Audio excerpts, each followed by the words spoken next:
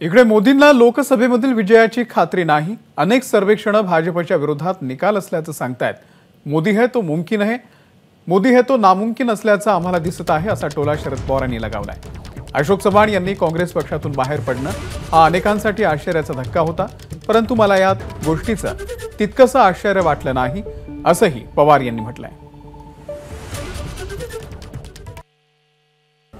महाराष्ट्राचा सर्वे त्यांनी दिले की जवळपास 50% जागा आमच्या लोकांना मिळतात आणि त्यामुळे काही करून काही राज्य ही अस्थिर कशी करता येईल, फोडाफोडी कशी करता येईल त्या दृष्टीने त्यांची पावले टाकतात।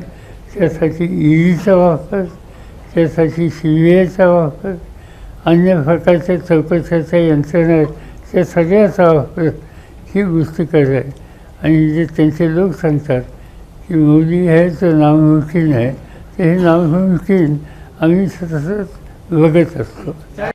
अशोक चव्हाणांच्या बद्दलचं हे उदाहरण आम्हा सगळ्यांना थोडं आश्चर्यकारकच, पण मला स्वतःला तितकं आश्चर्यकारक वाटत नाही।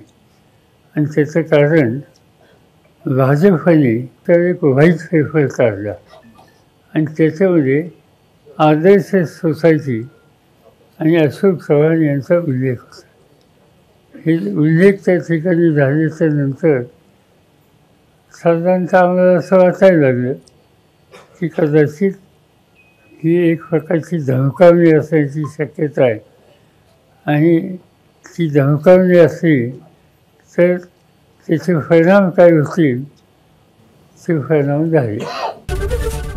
ABP माझा, उघडा डोळे बघा नीट।